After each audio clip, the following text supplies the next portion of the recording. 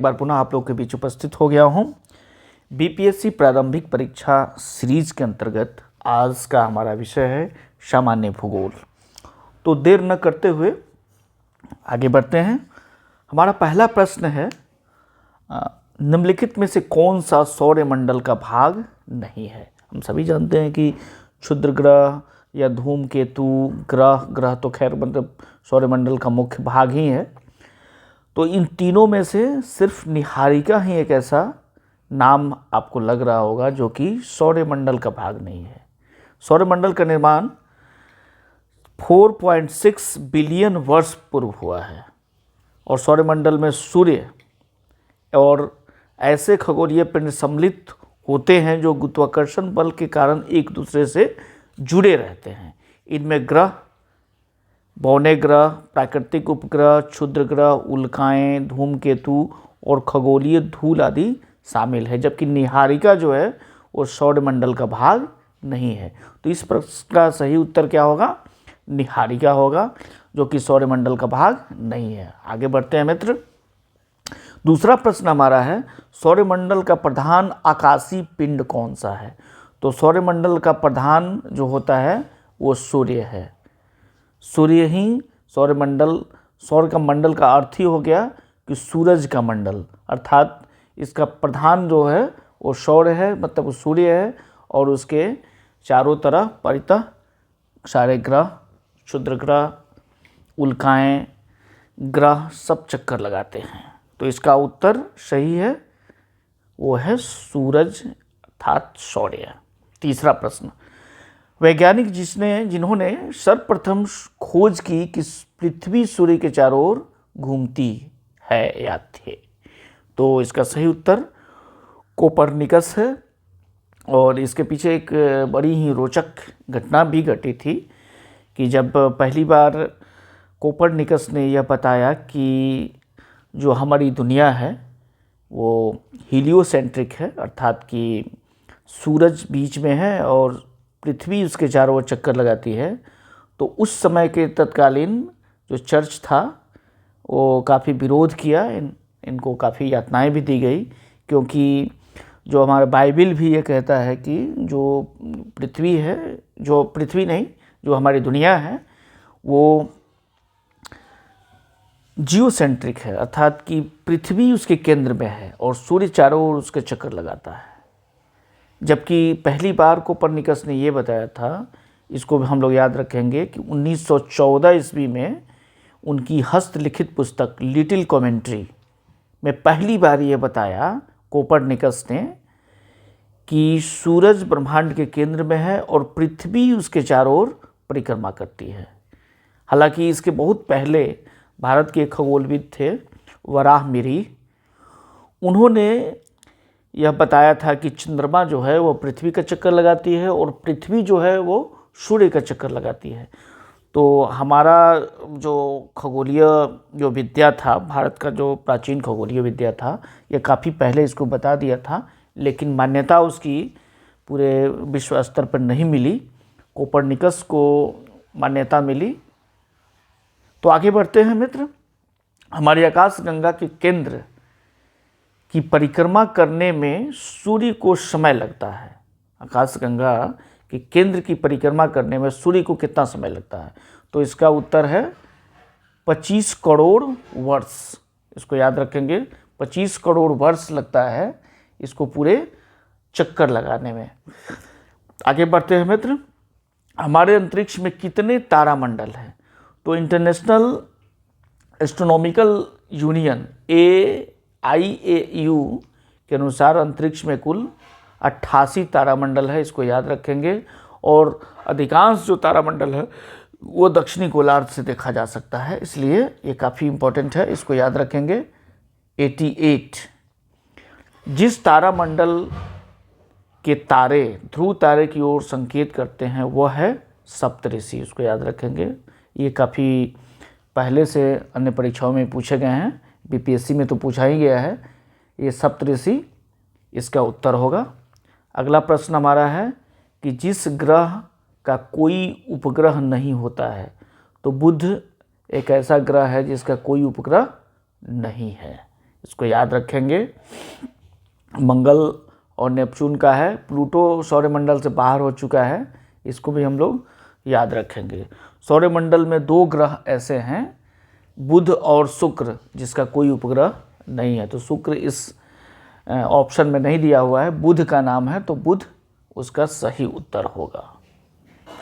आगे बढ़ते हैं।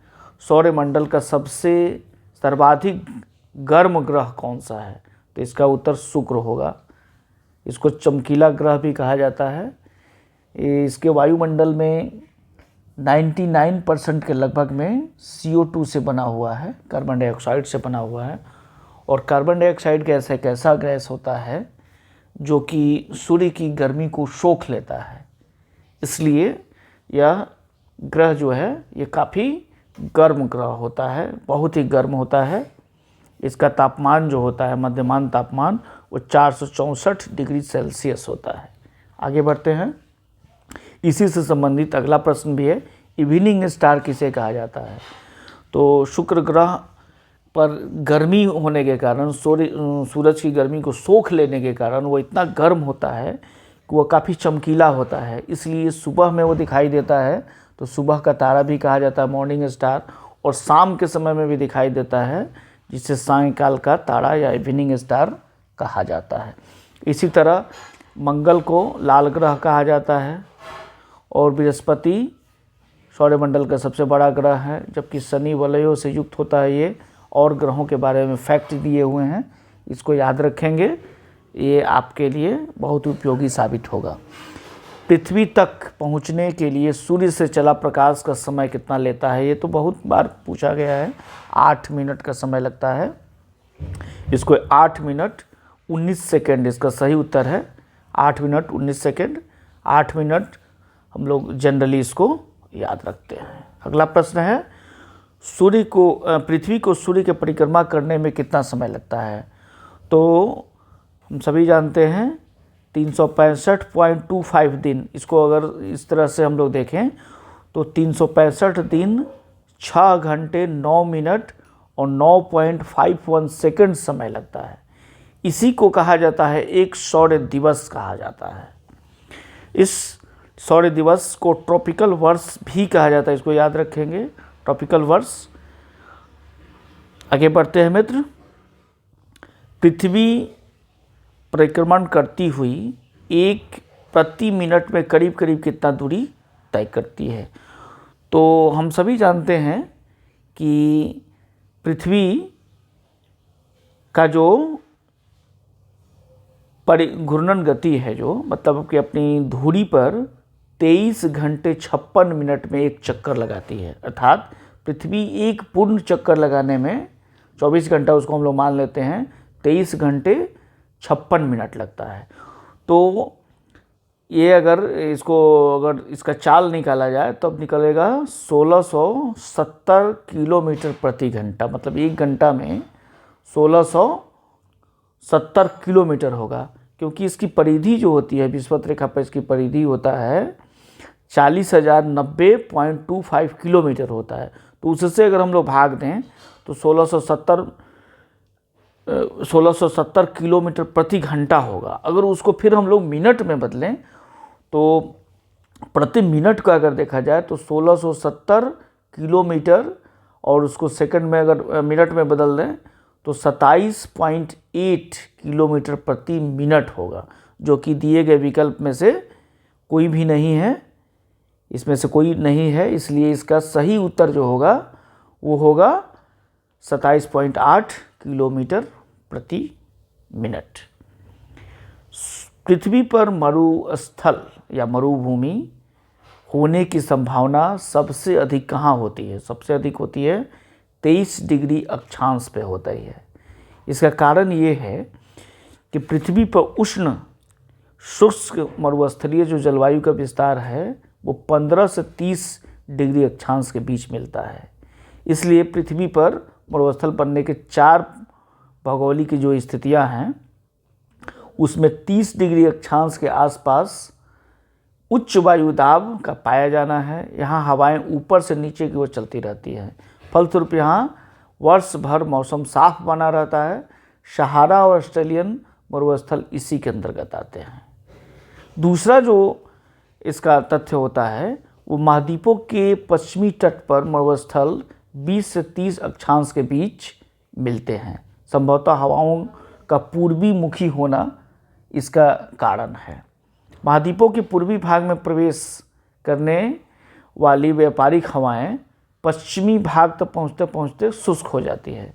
अब इसका उदाहरण कौन कौन सा है, जैसे बाजा है कैलिफोर्निया उत्तर अमेरिका का है, पश्चिमी सहारा जो है उत्तर अफ्रीका में है, आटाकामा जो कि दक्षिण अमेरिका में है, और नाबीम जो कि दक्षिण पश्चिम अफ्रीका में है। इस प्रकार के मरुस्थल है। इसके तीसरा जो तथ्य है, पर्वतों की वृष्टि छाया के क्षेत्र में स्थित मरुस्थलों में उत्तर अमेरिका का मरुस्थल डेथ वैली, पेंटागोनिया मरुस्थल अर्जेंटीना में है, और पेरुवियन मरुस्थल प्रमुख है। चौथा जो इसका तथ्य है, महाद्वीपों के मध्य भाग में स्थित मरुस्थल जो कि आर्द्रता भरी हवाओं से दूरस्थ है, इनमें ग्रेट बेसिन मरुस्थल अमेरिका में है, ऑस्ट्रेलियन मरुस्थल तथा गोबी मरुस्थल चीन और मंगोलिया में स्थित है। तो इस तथ्य को याद रखेंगे, काफ़ी इम्पोर्टेंट है। एक प्रभावी कोरियोलिस बल किस कारण से होता है, तो इसको याद रखेंगे, पृथ्वी के घूर्णन के कारण होता है। पृथ्वी के घूर्णन के कारण जो हवाओं की गति होती है उस पर प्रभाव पड़ता है, उसी को कोरियोलिस बल कहा जाता है। तो किसके कारण होता है ये, तो पृथ्वी के घूमने के कारण होता है। इसकी जो खोज किया था जीजी कोरियोलिस ने किया था, इसलिए इसके उनके नाम पर इसका नामकरण कर दिया गया है। सूर्य का सबसे बड़ा ग्रह कौन सा है, ये सब तो बिल्कुल आसान सा प्रश्न है, बृहस्पति है। इसको हम लोग देख लेंगे, सारे ग्रह का यहाँ दिया हुआ है, याद रखेंगे। सबसे बड़ा बृहस्पति है, उसके बाद शनि है, अरुण है, वरुण है, पृथ्वी, शुक्र, मंगल, बुध, इस बढ़ते से घटते हुए क्रम में दिया हुआ है। अगला प्रश्न, निम्नलिखित में से किस ग्रह का घनत्व सबसे कम है, तो सबसे कम घनत्व किसका है, शनि का है। इसको याद रखेंगे। पृथ्वी का कितना है, 5514 kg पर मीटर क्यूब है। मंगल का 3933 kg मीटर पर क्यूब है। शुक्र का दिया हुआ है 5243 kg पर मीटर क्यूब है, और शनि का सिर्फ 687 kg पर मीटर क्यूब है। तो इसका सही उत्तर क्या होगा, तो शनि होगा। अगला प्रश्न है, पृथ्वी के आंतरिक परत नीफे के निर्माण में किन तत्वों की प्रचुरता है, तो जैसा कि नाम से पता है नीफे अर्थात कि निकेल और फेरम। आगे बढ़ते हैं। अगला प्रश्न 18वां प्रश्न हमारा है, शनि सूर्य के चारों ओर चक्कर लगाने में कितना समय लेता है, तो इसको याद रखेंगे हम लोग। शनि सूरज के चारों ओर चक्कर लगाने में लेता है 29.5 वर्ष लगता है। यूरेनस सूर्य के चारों ओर एक परिक्रमा में कितना समय लेता है, तो यूरेनस का लगता है 83.7 वर्ष लगता है, जिसको हम लोग पूर्ण वर्ष में माने तो 84 वर्ष इसका सही उत्तर होगा। यूरेनस के उपग्रह 27 है, इसको भी हम लोग याद रखेंगे। इसके उपग्रहों की संख्या 27 है। अगला और 20वां प्रश्न है, जियोडेसी वह विज्ञान है। जियोडेसी कौन सा विज्ञान, किससे संबंध है, तो जियो का अर्थ होता है पृथ्वी से संबंधित है। जियो, तो जियो अर्थात कि पृथ्वी के आयाम के माप से संबंधित है, इसको हम लोग याद रखेंगे। जियोडेसी किस विज्ञान से है, तो जियोडेसी का मतलब है पृथ्वी के आयाम के माप से है। अगला प्रश्न, भौगोलिक अपर्दन चक्र की संकल्पना इनमें से किसने प्रस्तुत की, भौगोलिक अपर्दन चक्र की, तो इसका सही उत्तर है WM डेविस। इसको याद रखेंगे, जब WM डेविस ने भौगोलिक अपर्दन चक्र की संकल्पना प्रस्तुत की है।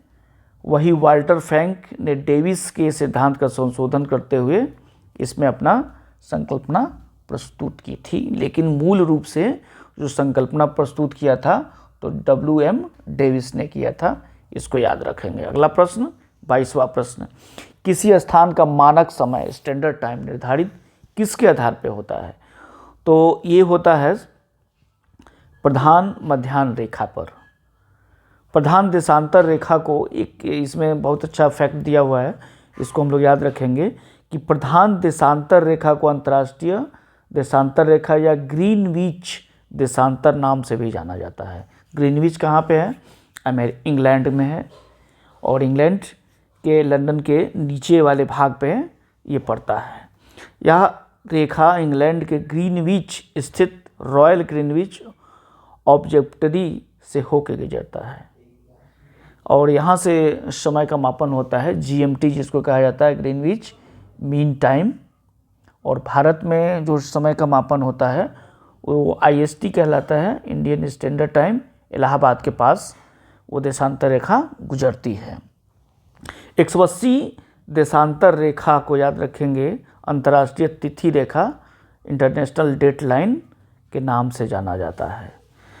जो प्रधान मध्याह्न रेखा है वो United Kingdom, France, Spain, Algeria, Mali, Burkina Faso, Togo, Ghana और अंटार्कटिका दक्षिणी ध्रुव से हो करके गुजरती है। ये बहुत इम्पोर्टेंट फैक्ट्स है, इसको याद रखना है मित्र। 23वां प्रश्न है, अंतर्राष्ट्रीय दिनांक रेखा इंटरनेशनल डेट लाइन खींची जाती है।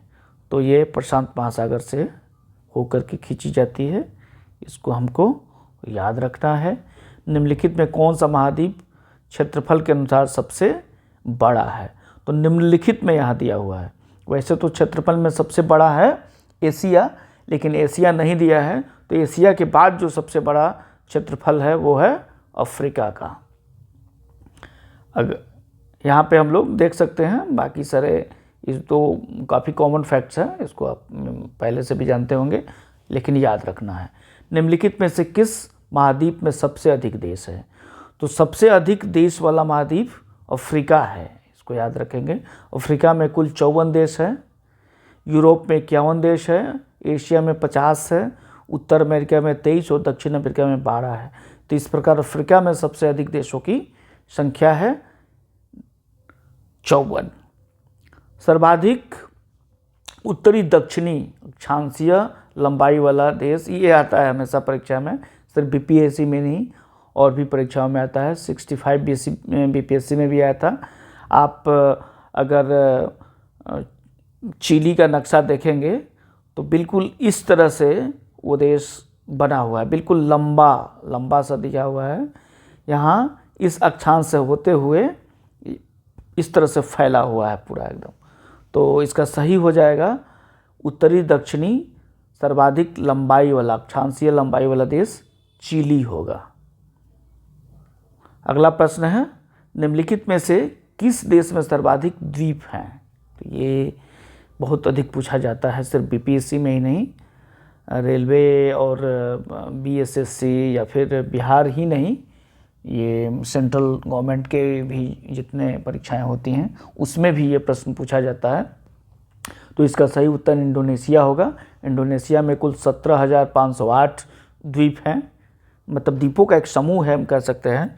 फिलीपींस में 7,641 द्वीप हैं, मालदीव में 1,192 द्वीप हैं, क्यूबा में 4,195 द्वीप हैं। तो इस प्रकार हम देखते हैं कि सबसे अधिक अगर द्वीप किसी देश में है या द्वीपों का अगर समूह है तो वो है इंडोनेशिया।